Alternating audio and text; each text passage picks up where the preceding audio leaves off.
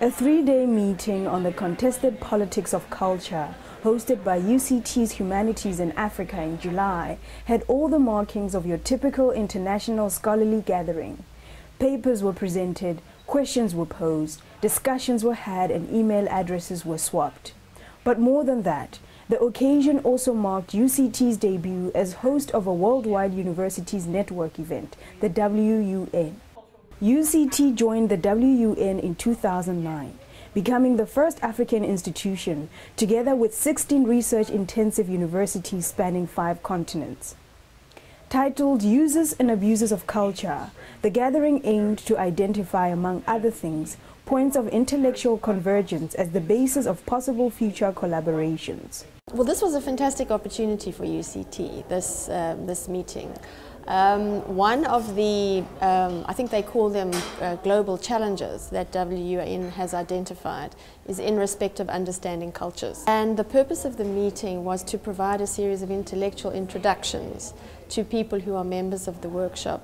So I'm quite confident that there will be new research connections that emerge at UCT as a consequence, and hopefully in collaboration with some of the colleagues who came here from other parts of the world.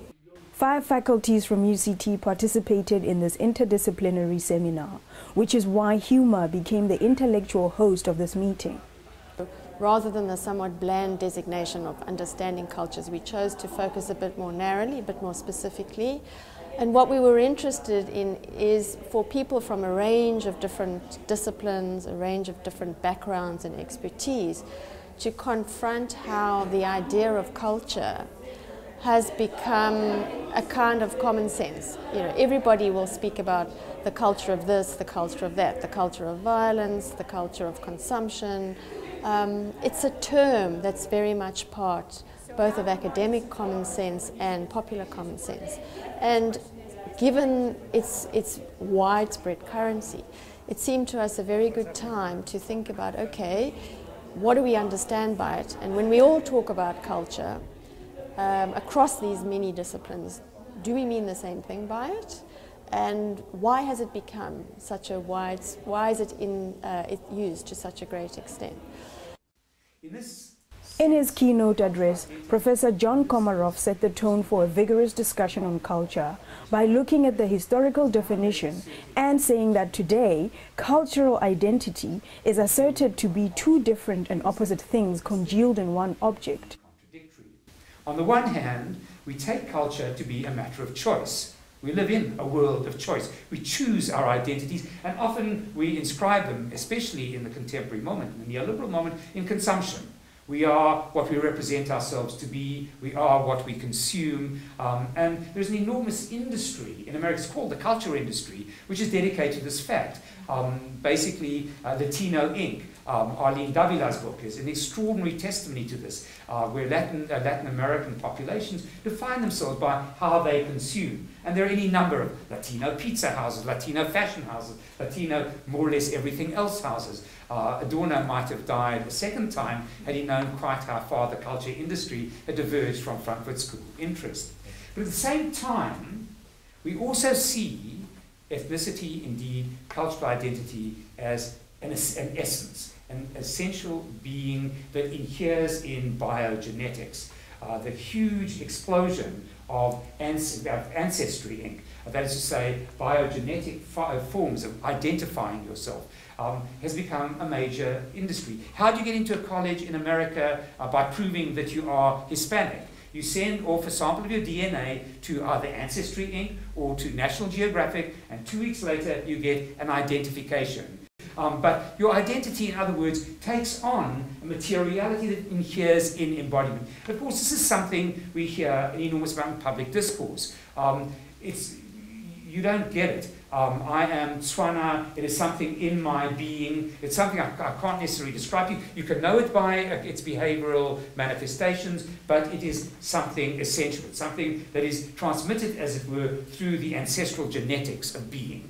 In that sense, it inheres in what has become very much part of the discourse of the moment, which are the politics of life.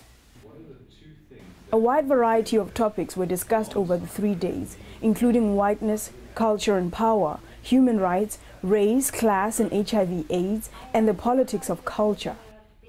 An interesting session called Islam in the West covered revolutionary Egypt by Ziad El-Masafi.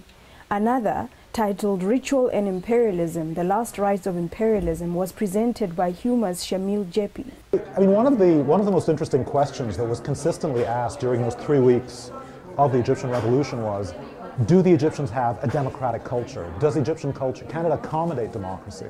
And in fact, one of my points is that it's a false question. In fact, any culture is democratic. Any culture can accommodate democracy. It's a question of building institutions, building civil society, and so on and so forth. So in some respects, it's a very abusive question insofar as it presumes that some people will never be ready for democracy. But what I'm trying to show really is part of the backstory to that, the rise of democratic culture, the rise of democratic questions being asked, being posed, being demanded in the Egyptian political context. And what I looked at was the death and burial of Osama bin Laden, in a sense, as a metaphor for this new imperial moment where somebody can just disappear, can just go invisible. I mean, the way in which empire in this present operates, killing with drones, it's not occupation in the old-fashioned colonial sense of the term, but it's through influence and other means of shedding bloodshed, confusion, and going after other people's resources. So it was trying to think through very experimentally this present, not to create a new theory of imperialism, but to work empirically from the present events in the last, say, decade, since 9/11.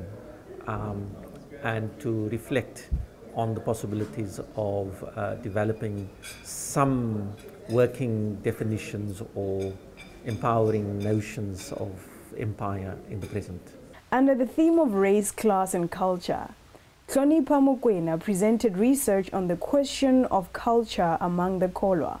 Okay, my general work is about a Zulu writer who lived in the 19th century and died in 1922, and his name is Magema Fuze. So I was talking a little bit about the biography that I've just published of Magema Fuze, and it's called Magema Fuze, The Making of a Kholwa Intellectual.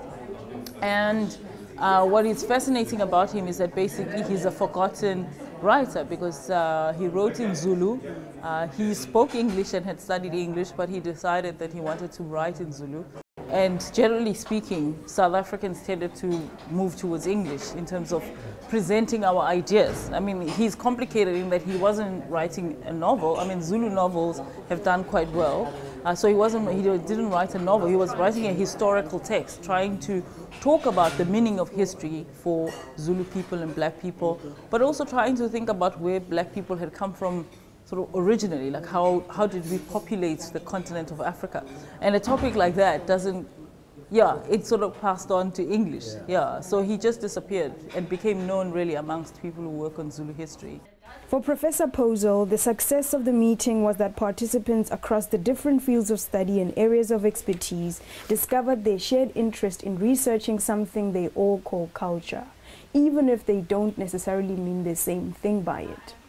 It is this shared interest that makes conversations about culture a kind of interdisciplinary glue.